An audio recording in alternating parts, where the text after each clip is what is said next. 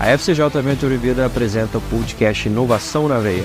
Sejam muito bem-vindos. Meu nome é Weber Rangel, sou Head de Marketing da FCJ e eu estarei com você nessa jornada que conecta excelentes conversas, pessoas extremamente inteligentes e interessantes e temas importantíssimos sobre o ecossistema de inovação e tecnologia.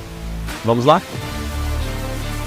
Olá pessoal, nós estamos aqui com mais uma gravação do podcast Inovação na Veia e eu estou muito feliz com o episódio de hoje, porque são pessoas que nos escutam, né? E nos enviam, né, solicitações para poderem participar do podcast.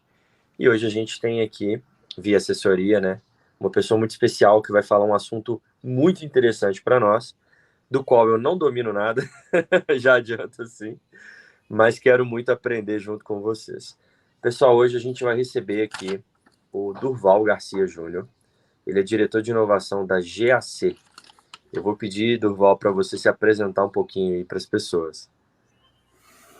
Bom dia, é um prazer aqui estar com você. Obrigado aí pelo convite, pelo aceitar o nosso convite, né? Mas é muito bom estar aqui e conversar de um assunto que está bem no momento, né? Só para me introduzir, eu sou Durval, eu sou químico de formação, né? Eu tenho cara de louco aqui, você já deve ter visto aí pela... Mas eu trabalhei aí 20 anos aí em laboratório de pesquisa, sempre trabalhando com formulações químicas para a indústria de papel e celulose, indústria de açúcar e álcool, né, no agronegócio, tratamento de águas, né? E aí, ao longo do tempo, fui evoluindo, porque como gestor você vai se distanciando da bancada, né? E vai começando a lidar com gente, né? E aí fui evoluindo e ao longo do tempo também a pesquisa acabou evoluindo para esse conceito de inovação, né? Que é mais amplo do que só a pesquisa científica. E aí voltei para a universidade, fui estudar um pouco mais, me especializar, e hoje estou aqui na GAC como consultor, ajudando as empresas a aumentar os seus resultados através da inovação, seja ela química, seja ela em qualquer outra área, qualquer outro setor, né? Já agora eu já não pertenço mais a uma área só. Bacana, Durval. Durval, até uma dúvida também que me ocorreu, né? Fala um pouquinho para a gente sobre a GAC Brasil, e parece que vocês têm uma atuação também em nível mundo, né? Isso. A GAC é uma empresa francesa. O GAC é um acrônimo, né? Por isso algumas pessoas chamam a gente de GAC, mas na verdade a GAC é um acrônimo de Global Approach Consulting, ou seja, uma consultoria de abordagem global. Ela nasceu na França porque as próprias leis de incentivo fiscais nasceram na França, depois foram para o Canadá, e a legislação brasileira é muito inspirada nessa legislação francesa. Depois isso se espalhou pelo mundo, tem muitos países que fazem esse tipo de trabalho, onde o governo incentiva as empresas a inovarem, né? Então a GAC começou trabalhando só com incentivos fiscais e fomento, né, financiamento para a inovação. Nós estamos no Brasil, na França, na Romênia, na Alemanha, em Singapura. E depois, com o passar do tempo, a gente notou que esse financiamento para a inovação é uma consequência de todo o sistema de inovação das empresas, e a gente ampliou, então, nosso espectro de serviços, trabalhando um pouco mais com consultoria em gestão, esteira de inovação, conexão com startups, enfim, todos os trabalhos, principalmente ideação, realização de projetos para inovação em diversos segmentos. Hoje, os nossos segmentos são bem diversos, a gente trabalha desde o setor financeiro, né, com as fintechs ou com os bancos, na indústria de transformação, seja indústria metalúrgica, metalmecânica, química, e também com as ICTs, né, os Institutos de Ciência e Tecnologia, promovendo a inovação entre esses atores aí do ecossistema. Bacana, muito bom conhecer a GAC, eu acho que tem muita sinergia com o nosso trabalho também. Depois a gente vai fazer mais contatos aí. Acho que tem bastante energia com o trabalho que é desenvolvido hoje na FCJ. E, pessoal, hoje a gente trouxe um assunto aqui. Eu até falei no início, eu não domino, né? Parte de direito, parte que envolve governo, lei. Eu sou de marketing, né? Na verdade, eu sou administrador de empresa e especializei em marketing, mas minha veia está toda aí no marketing. E hoje a gente vai falar sobre um assunto bem bacana que eu tô doido para entender melhor, que é a lei do bem. O nome é bonito, né? E eu queria que você falasse para a gente, por favor, Durval, o que que é a lei do bem? Pode destrinchar, porque realmente eu não sei nada. Não, legal. Bom, então, eu também não sou advogado, né? Embora minha esposa seja, eu em casa A já minha não. também. Eu não. Então, somos dois aqui que a gente só escuta a argumentação e obedece porque tem juízo, né? Mas, Exatamente. enfim, a legislação, a lei do bem, foi uma maneira do Estado de cumprir seu papel, de realizar políticas públicas para fomentar uma área de interesse nacional. Sim, Hoje, todos os países entendem que a inovação ela é fundamental para trazer o conhecimento para dentro do país, né? Para que a gente não fique só dependendo de commodities, de fabricar, só de plantar e vender, ou só de fornecer insumos básicos, né? Todo mundo trabalha com aproveitamento das tecnologias aí para poder aumentar a produtividade, reduzir custos, reduzir impacto ambiental, enfim. Então, a lei do bem surgiu no Brasil lá atrás, ela antigamente em 2005, foi quando então começou-se a deixar de falar de pesquisa e desenvolvimento e começou-se a falar em inovação. sim, Então, ela veio inicialmente com a lei chamava-se Lei da Inovação, era um conjunto de, de orientações gerais, né? E que depois de 2005 se tornou a Lei do Bem efetivamente, a Lei 11.196 de 2005, onde ela estabelece, então, quais são as condições que uma empresa pode se beneficiar de uma renúncia fiscal. Ela pode deixar de pagar imposto de renda sobre o seu lucro para a Receita Federal, porque ela faz atividades de inovação. Então, é um baita incentivo que toda a legislação é baseada em legislações europeias, como a maioria do nosso ordenamento jurídico, né, é baseado numa legislação europeia, e ele traz exatamente condições para isso. Então, quais são as condições fundamentais que uma empresa tem que ter? Primeiro, a empresa precisa estar registrada ou cadastrada ou regida pelo regime de lucro real. Ela não sim. pode nem trabalhar com lucro presumido, né? Ela tem que trabalhar com lucro real. Então, é o tradicional venda menos custo, quanto sobra no final do ano, né? E sobre esse lucro real, as empresas pagam imposto para a Receita Federal. Então, funciona como a nossa declaração de imposto de renda.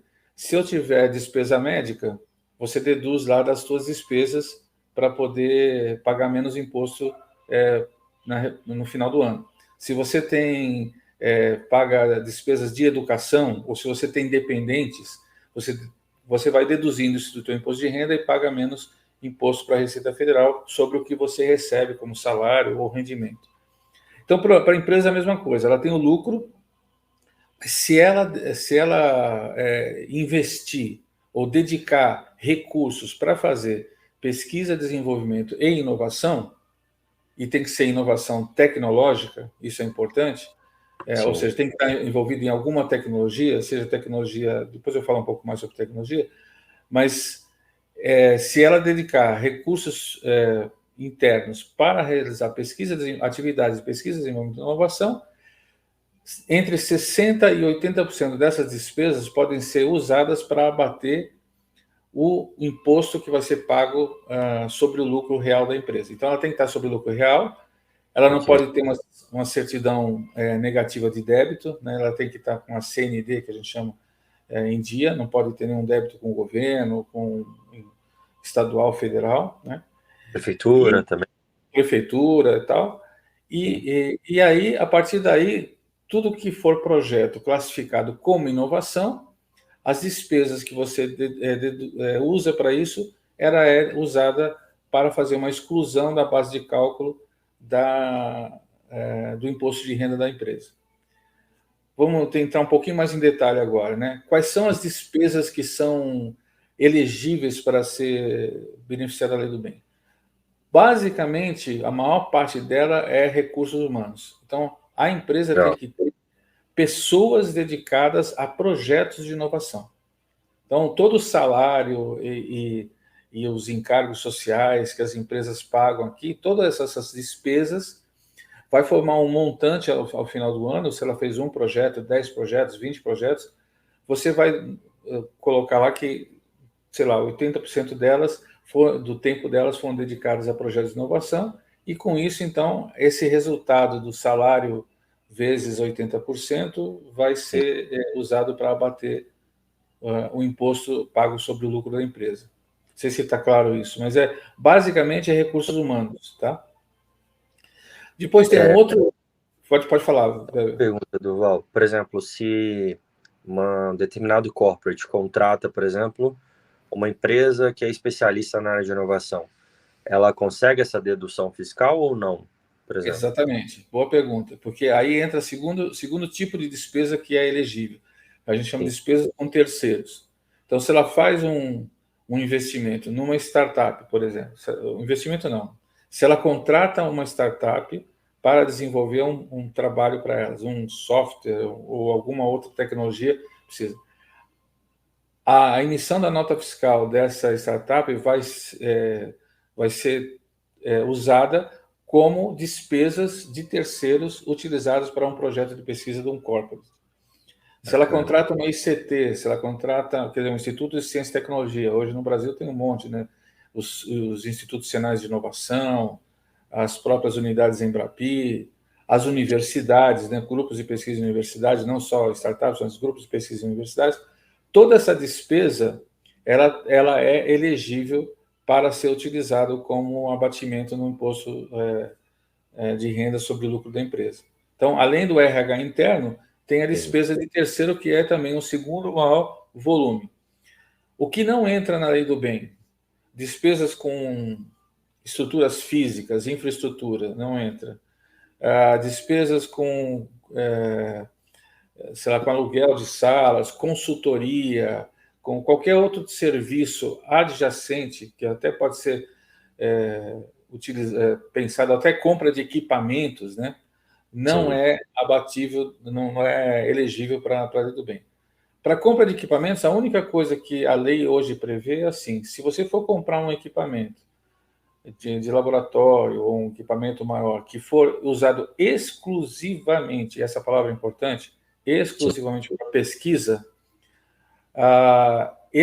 o imposto sobre produtos industrializados, o famoso IPI, no momento da compra, você pode ter um abatimento de 50% do IPI. Essa é a única vantagem que tem hoje para a compra de equipamentos.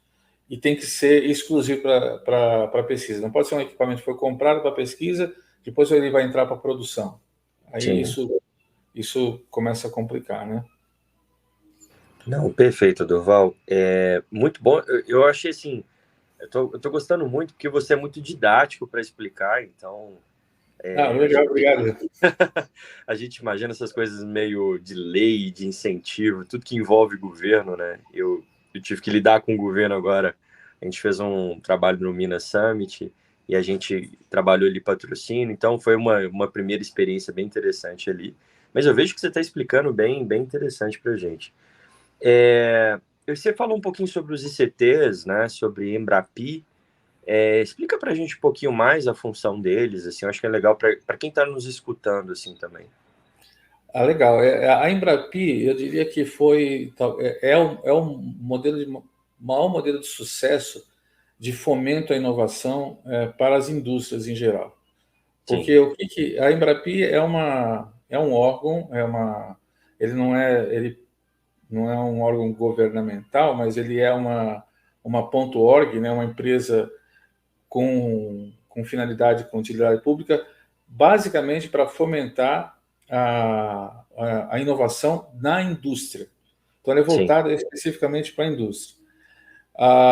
O que é uma unidade Embrapi? Então, o governo o governo tem um fundo que se chama Fundo Nacional de Ciência e Tecnologia, FNDCT, Fundo Nacional de Desenvolvimento da Ciência e Tecnologia.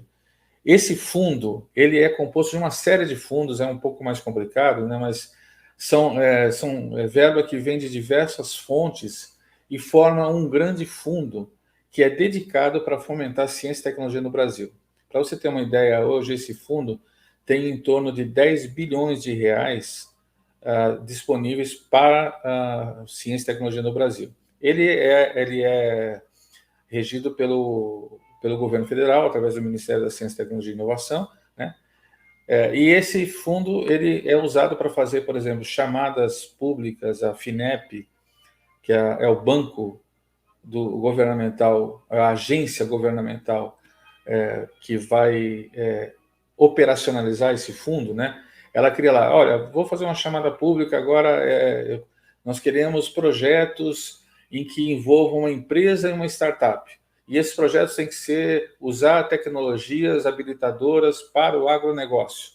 E aí ele explica na chamada lá, usar IoT, usar sensoriamento, usar, enfim, comunicação na nuvem, projetos que fomentem, então, a melhoria da produtividade do agronegócio através do uso de IoT e assim por diante. Então, coloca lá.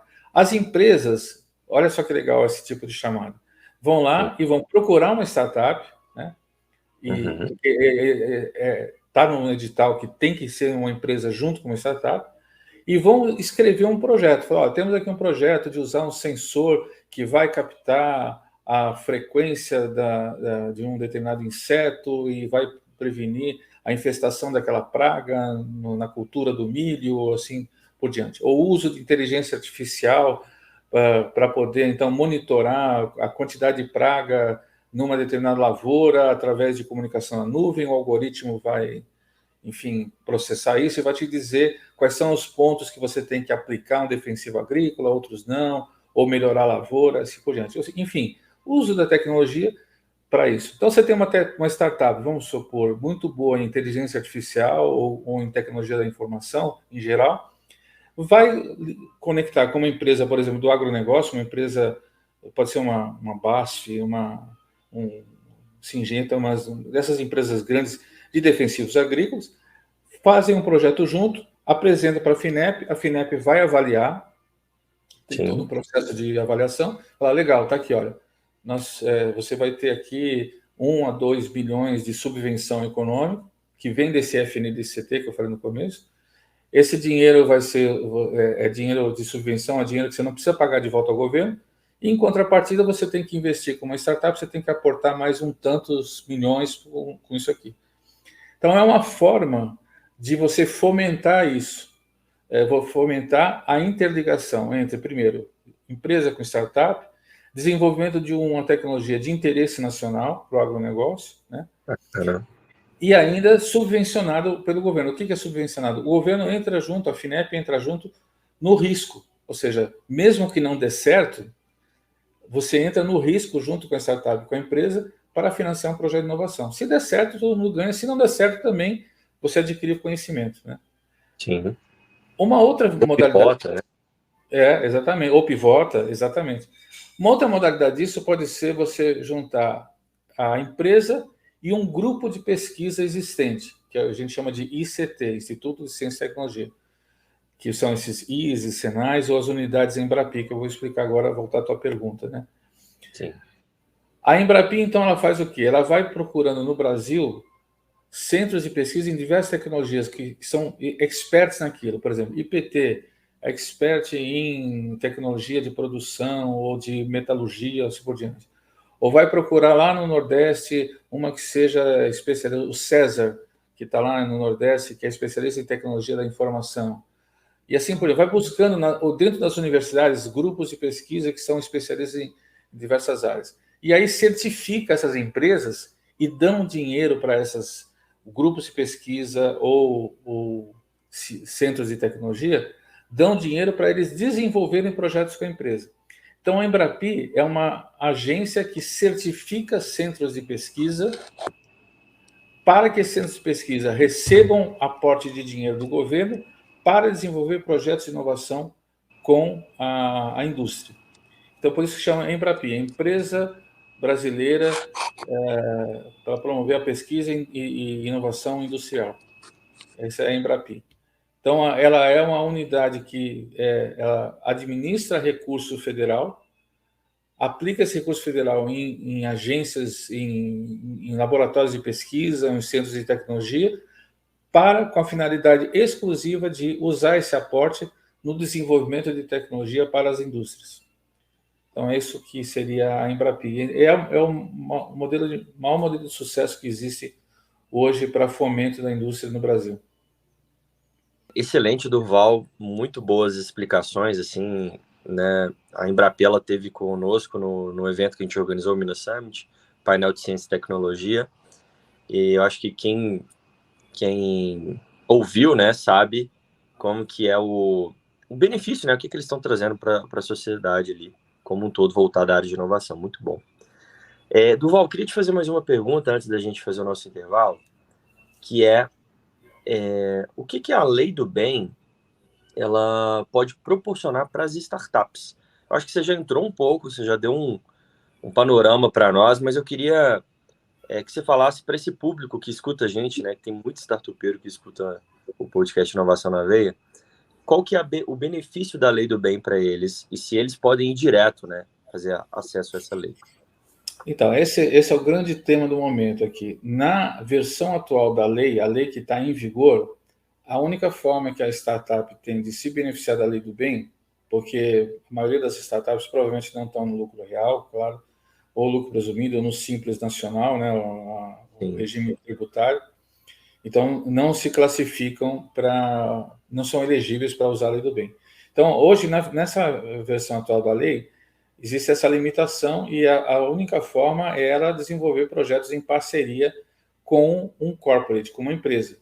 Porque sim, aí sim, aí a empresa vai pegar o recurso que ela aplica ou paga para a startup, ela vai poder utilizar como benefício fiscal. Então, isso a empresa entende que essa despesa, qualquer ela que seja o montante, pelo menos 60% dela vai ser dedutível do cálculo do imposto de renda da empresa. Então, essa hoje é a única maneira que tem. E essa relação não é na forma de um investidor, tá? Um investidor anjo, mas é na forma de aporte direto mesmo, é contratar a startup para desenvolver um projeto XYZ, né? E a despesa que essa startup vai ter para desenvolver isso, né, seja hardware e software, ela vai poder, então, mostrar, emitir uma nota fiscal ou mostrar como que essa despesa foi para a empresa pagar essa startup, para que a empresa, então, utilize esse valor como despesa de terceiros que eu expliquei anteriormente. Então, ficaria no mesmo nível Ele é um pouco mais complicado no caso da startup, porque a gente precisa mostrar que não é um investimento, né? Não é investidor anjo, ou não é compra de equity ou coisa assim, mas é realmente despesa para desenvolver um projeto específico.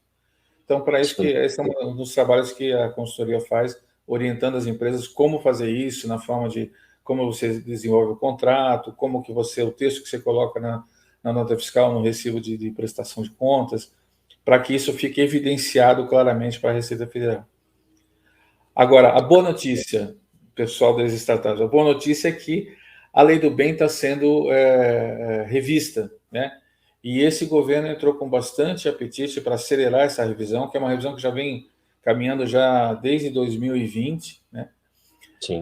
Isso está tramitando já algumas PLs que estão no governo, mas a PL que está, o projeto de lei que está em um processo bastante adiantado, já está no Senado, é o projeto de lei 2838 de 2020. Esse projeto de lei traz algumas melhorias na lei do bem que vão favorecer enormemente as startups. Então, para eles, por exemplo, empresas que estão no regime simples ou no regime tributário menor, ou mesmo pequenas empresas, elas vão poder utilizar, se beneficiar da lei do bem. Outra coisa que é importante é que ela regulamenta para as empresas que forem investir em startup como investidor anjo, essa despesa também, esse investimento, 6,8% vai poder ser dedutível da base do imposto a ser pago pela empresa.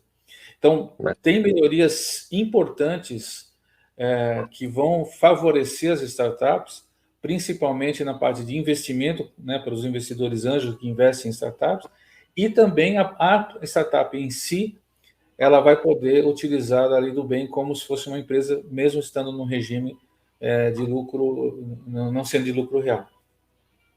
Então, nessas mudanças, ela não é obrigatoriamente, ela não precisa ter um corporate junto com ela. Então, ela já consegue acessar Isso.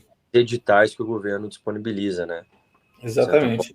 O imposto que ela for pagar, ela vai ter lá também, vai seguir as regras dessa nova legislação, mas abre um espaço enorme para outras empresas, principalmente a maioria das pequenas empresas que estão no simples ou no lucro presumido, e as próprias startups, porque a lei está muito mais moderna nesse ponto, porque ela acompanha esse movimento do empreendedorismo nacional, né, das startups, e fomenta a inovação. Então, isso vai permitir com que mais empresas se beneficiem. Não, muito bom. O assunto está muito legal, eu estou gostando bastante, eu estou anotando algumas coisas assim que eu realmente não sabia. Eu anotei até o número da lei, tá, Duval? Para pesquisar um pouquinho mais. Mas a gente vai fazer uma pequena pausa, né? Só uma vinheta, 5 segundos. E aí a gente vai retornar aqui com mais algumas perguntas bem interessantes aí para o Durval. Legal.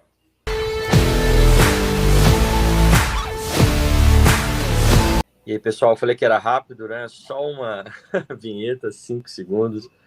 Mas aí já estamos de volta aqui. Hoje a gente está aí com o Durval Garcia Júnior. Ele é diretor de inovação da GAC Brasil. E ele está dando uma aula para a gente hoje sobre a Lei do Bem, né? E como que a Lei do Bem ela pode incentivar a inovação nas empresas, nos corporates e também para as startups. Durval, a gente já falou, né, o que é a Lei do Bem, você explicou para a gente muito bem sobre isso, e também explicou ali para a gente como que a Lei do Bem ela ajuda as startups, ela proporciona vantagens ali competitivas para as startups. Mas eu queria que você falasse um pouquinho para a gente, eu acho que você já até começou a abordar esse assunto, mas sobre o desafio do mercado brasileiro, né? Como as empresas elas podem captar esses incentivos fiscais ali para seus projetos. Sei que não quero entrar nesse mérito, mas eu sei que a gente tem um complexo emaranhado de leis e é muito confuso, né? E aí, como é que a gente consegue dirimir isso? Explica para a gente, por favor, como é que existe uma facilidade nesse processo. Bom, assim, se a gente for falar de desafio no mercado brasileiro, acho que o principal desafio é falta de uma agenda clara de inovação nacional. Por exemplo, em muitos países, países desenvolvidos, o governo tem uma agenda clara de quais são as áreas que ele pretende fomentar para o futuro do país, né? Então, Sim. hoje é muito claro, assim, não precisa nem o governo dizer isso, mas é muito claro que a tecnologia da informação, né, nessa era que a gente vive, a era da informação, ela é fundamental para qualquer setor da ciência, né? Qualquer setor da ciência, você tem que utilizar de alguma forma todas essas tecnologias habilitadoras, comunicação na nuvem, processamento de imagem e assim por diante, né? Há uns anos atrás, a FINEP promovia chamadas para robotização, mas tudo isso ficou parado por muito tempo. Os últimos 4 anos, todo o processo de ciência e tecnologia acabou ficando paralisado e o fundo, o FNDCT, ficou contingenciado. Você não tinha verba para fomentar a inovação. A partir de janeiro desse ano, o Congresso Nacional vetou o contingenciamento, o dinheiro voltou a ficar disponível e o Ministério tem criado, já desde o governo passado, tem criado uma estratégia nacional de inovação, onde colocam algumas áreas importantes que isso está disponível no site do Ministério da Ciência e Tecnologia, qual é a estratégia nacional de inovação. Isso em si, para mim, seria a principal bússola para orientar as startups no desenvolvimento de suas tecnologias, sabendo em que áreas que o governo está incentivando, porque isso pode ser um pitch de vendas interessante para uma empresa. Fala, olha, existe esse setor aqui que está indo nessa direção, esse segmento, nós temos uma tecnologia para isso, e achamos que isso com o teu corporate a gente pode trabalhar num projeto porque tem dinheiro disponível para isso, né? Então, acho que o desafio hoje seria fazer essa grande coordenação entre indústria e o ecossistema de startups, né, e os outros atores do ecossistema de inovação, a articular isso tudo de uma forma coordenada para responder aos grandes desafios nacionais. Não existe essa coordenação. Cada setor tem na sua agenda e acaba sendo uma torre de Babel, né? Cada um tentando caminhar para um lado ou para o outro, né? Mas assim, na minha visão, eu vejo a conferência, a Confederação Nacional da Indústria, né, a CNI, através da MEI, que é um movimento empresarial para a inovação, eu vejo um esforço muito grande, né, na tentativa dessa coordenação nacional e no desenvolvimento de políticas e de regimes de incentivo para esse processo. Então, eu acho que a grande desafio, eu acho que é a coordenação e a articulação desse ecossistema é o grande desafio, porque essas relações contratuais, por exemplo, se você vai fazer um contrato de vesting com as startups, se você tem um monte de termos, né, MOUs e assim por diante, como que isso tudo tem que ser feito de forma articulada e a responder um desafio único orientado por uma política de Estado, né? Então, acho que esse é o grande desafio. Fora isso, o fato de a gente viver num país em que o custo do dólar é alto e as importações, houve um processo de desindustrialização muito grande no país, agora aparentemente está sendo retomado, né? Então, isso tudo ajuda, né? Eu digo isso de forma geral, mas isso não invalida o pequeno empreendedor que tem uma boa ideia. Eu acho que isso é uma vantagem, tem uma boa ideia e isso pode ser colocado no mercado. A gente tem ajudado muito na aceleração de startups para poder, principalmente no agronegócio, mais recentemente, para a gente poder fomentar ou viabilizar essas boas ideias em forma a gerar negócio. Porque, no final das contas, se gerar negócio, se gerar a adoção pela comunidade, pelo consumidor, é disso que se trata a inovação. Se não tiver adoção, ela fica com uma boa ideia. Então, o desafio é grande. O índice brasileiro de inovação, existe um índice global de inovação, que se chama o Global Innovation Index. A nossa posição enquanto país, ela é bem modesta. Nós estamos na posição 54, que é a 54ª posição no ranking mundial de inovação. E o volume de investimento para inovação nas empresas brasileiras, ainda sobre o produto interno bruto, ainda é muito pequeno, é 1%. Quando países mais desenvolvidos, como China, Estados Unidos ou Coreia, nós estamos falando em 3% do produto interno bruto. Então, as empresas brasileiras ainda são extremamente conservadoras e buscam inovações pequenas para obter mercado rapidamente. Você não vê muitas empresas pensando a longo prazo. Essa mentalidade toda precisa ser mudada e o Estado tem um papel importante para fomentar isso, mas o empresário precisa ser um pouco mais ousado. Com certeza, mas eu gostei bastante dessa visão que você trouxe, né? Se o Brasil conseguisse pensar, por exemplo, né, hoje a gente tem uma matriz econômica bem baseada em commodities, né? Então, se a gente buscasse ali pontos de melhoria, onde a gente tem situações defeituosas que precisam, né, de inovação, se a gente tivesse um plano realmente, eu acho que isso ia incentivar demais ali o setor privado, as startups, os corporates, e com certeza a gente cresceria nessas áreas. Gostei muito dessa reflexão, acho que isso traz uma visão bem interessante para nós. E aí, Durval, queria fazer mais uma pergunta para você. A gente falou muito assim, como acessar esses recursos, mas eu queria entender assim, como que as empresas podem estar preparadas para acessar, para receber esses recursos, esses incentivos aí que estão disponíveis? Essa é uma boa pergunta, Weber. E isso vai bem na linha do que eu tenho trabalhado muito nos últimos anos, é como desenvolver a musculatura das empresas, as habilidades dela, para poder ser mais inovadora. Não basta simplesmente você ter uma ideia ou você ter um bom projeto e você obter o fomento, né? Eu costumo dizer que inovação é como se fosse um investimento no mercado financeiro, né? Então, você tem que ter quando você vai investir no mercado financeiro, você tem desde investimentos em caderneta de poupança, né? Sim, Ou depois aí você pode ir para CDBs, né? Ou você vai para letras do Tesouro, né? E assim por diante. Ou vai para ações, ou investe em dólar. Normalmente, o que a gente escuta falar de quem trabalha financeiro? Você tem que diversificar, não bota todos os teus ovos numa cesta só, né? Você diversifica exatamente. a tua aplicação, o teu recurso que você tem para poder, qual é o objetivo disso? Mitigar teu risco. O risco de perda, na média, você perde um, mas ganha em outro e assim por diante.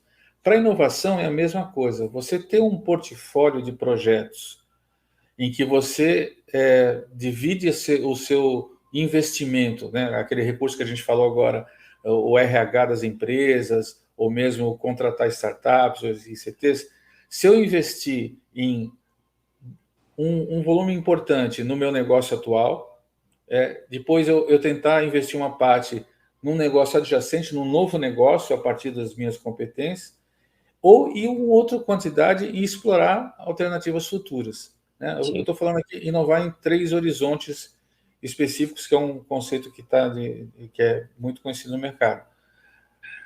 Essa divisão do teu portfólio de projetos, ela vai fazer com que você mitigue o seu risco do investimento que você faz. Porque inovação é lidar com incerteza, né? Incerteza quer dizer, pode dar certo, como pode não dar certo. Né? Você assume esse risco. E você não sabe quanto. Então, se você mitigar e distribuir isso de forma melhor. Agora, para a empresa fazer isso, exige uma maturidade dela interna que poucas empresas e mesmo multinacionais instaladas no Brasil têm, que é ter uma estratégia de inovação. Ou seja, eu quero inovar para quê? Só para ter lucro? uhum. Esse é muito pequeno, né? Ou seja, eu quero inovar para quê? Para manter minha empresa relevante ao longo dos anos. A história tem Sim. sido cruel com as empresas que não inovaram, né? Como aqueles casos tradicionais que a gente fala em sala de aula, você que é professor, né? É, a Kodak que desapareceu, né? Por causa da máquina fotográfica digital, a Será? Xerox que desapareceu, né? A outra a Nokia porque não investiu no touchscreen, então Sim, até tem um vídeo do presidente da Nokia chorando quando ele fecha as operações, dizendo assim, mas nós fizemos tudo certo, sim, mas não tornou sua empresa relevante ao longo do tempo, né? Como sua empresa tem que ser relevante hoje e sempre. E para isso você tem que olhar a inovação no teu negócio atual e no negócio futuro. E isso parte de desenvolver uma estratégia de inovação e essa estratégia exige capacidades internas. Eu vou te explicar uma coisa. Por exemplo, eu posso ter uma aspiração legítima, né? Eu quero correr a São Silvestre no final do ano. Puxa, e quero chegar entre os 100 primeiros.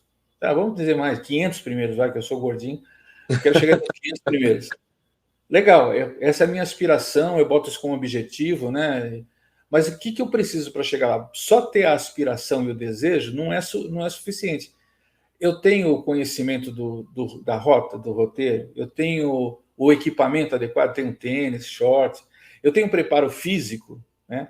Eu tenho, enfim, tem uma série de coisas, habilidades que eu preciso desenvolver de hoje até o final do ano para eu poder chegar no meu objetivo. Isso sim, as empresas negligenciam, simplesmente tem uma aspiração, deixa correr, chega lá, vou correr e vamos ver o que vai dar, né? Não dá. exato. Então você tem que desenvolver essas habilidades. A boa notícia é que essas habilidades podem ser desenvolvidas. Então eu tenho que ter uma habilidade de como selecionar os meus melhores projetos, qual a melhor maneira de buscar as ideias. Eu vou buscar as ideias aonde? Da minha cabeça, do diretor que viajou, ou eu vou escutar o meu cliente, né? Que é botar o cliente centrado no desenvolvimento da minha inovação. Como é que eu vou desenvolver isso? Eu vou usar metodologias ágeis, vou usar metodologias, vou usar o conceito de Lean Startup. E como que eu vou comercializar isso? Vou criar demanda? Tem toda aquela história do... Você que é de marketing, né? Criar o storytelling, criar enfim, o processo de inovação, ou a inovação, tem que ser pensada como um processo e as habilidades que eu tenho que desenvolver ao longo desse processo para que ele seja bem sucedido. Isso Exato. exige, então, um trabalho de estruturação, de estratégia e de capacidades internas. Eu acho que, tendo isso, aí buscar o fomento, você vai fazer as apostas nos lugares certos e vai maximizar o retorno do fomento que você vai obter da Lei do Bem ou de outros financiamentos. Não, perfeito. E existem vários veículos que auxiliam nesse caso, né? Você consegue citar alguns para a gente? Algumas empresas, autarquias que podem auxiliar, por exemplo, os corporates, as startups para poder acessar esses recursos? Sim, você tem os recursos financeiros em si, você tem basicamente a agência da FINEP, né? Sim. Aqui no estado de São Paulo você tem a FAPESP, que é uma agência importante para fomentar, principalmente no programa que eles têm, chama PIP, o Programa de Incentivo à Pequena Empresa. Então, mesmo que a empresa não esteja formada ainda, você pode apresentar um projeto e você recebe até, do programa todo, pode receber até R$2 milhões de aporte da FAPESP, né? Que é uma forma importante. Para empresas pequenas que não podem acessar a FINEP, tem o Desenvolve São Paulo, que é uma agência estadual de desenvolvimento aqui. Nos outros estados existem programas semelhantes, né, com agentes estaduais também, ou fundações de amparo à pesquisa também estaduais, como em Minas tem bastante, no sul do Brasil tem bem forte isso também. Então, essa seria a melhor maneira. E para isso você precisa ter as habilidades, saber escrever um projeto, saber escrever um desafio corretamente. Nesse sentido, a GAC pode ajudá-los tremendamente para isso. Não, perfeito. Durval, muito bom. A gente já está caminhando, né, infelizmente, para o fim, mas eu aprendi muito. Eu acho que essas sequências aí, essa terceira temporada do podcast, eu tenho entrevistado pessoas muito boas e cada vez que eu gravo é um aprendizado novo, coisas novas que a gente vai levando para a vida, né? Eu queria que você falasse um pouquinho agora, né, as suas considerações finais ali, uma mensagem que você quer deixar aí para quem está buscando, né, esses recursos da Lei do Bem, seja, né, para diversos públicos, mas eu queria que você deixasse uma mensagem no final para o pessoal. Bom, pessoal, acho que a minha mensagem é bem otimista. O recurso da Lei do Bem é o recurso mais simples de se obter do governo federal para incentivar a inovação. É muito simples, basta você se Ouvir. Basta você dedicar em atividades de desenvolvimento de tecnologias, e tem que ser inovação tecnológica, né? Tecnologias que não precisa ser só tecnologia da informação, qualquer tecnologia, ou seja, qualquer utilização do conhecimento em relação a um serviço específico, né? Alguma coisa defeituosa, como disse ou uma oportunidade que você está enxergando que uma tecnologia pode trazer. E hoje, a Lei do Bem, existe somente um caminho, que é através dos corporates.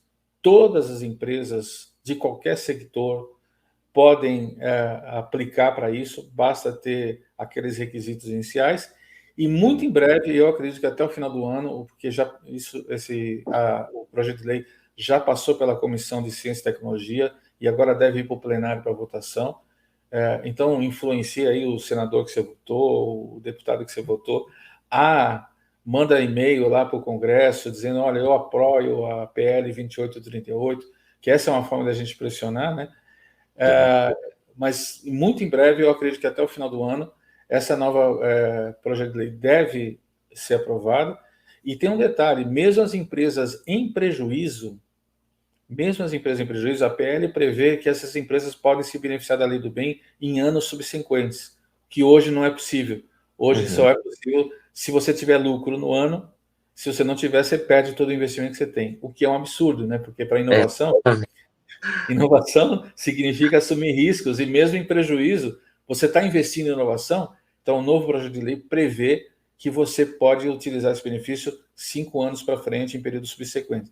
Então, eu tenho uma visão muito otimista, eu acho que essa nova versão da lei é muito moderna e vai fomentar, vai favorecer muitas empresas e as startups, empresas de todos os tamanhos para isso. Então, se preparem, se organizem, se articulem, busquem suas ideias, porque muito em breve, se hoje existe só um canal, muito em breve esse canal vai abrir e a gente vai ter muito recurso disponível para fomentar a inovação. Então, você que é empreendedor, tem uma visão positiva. Nem tudo é negro, como mostra alguns canais de televisão, alguns veículos de comunicação.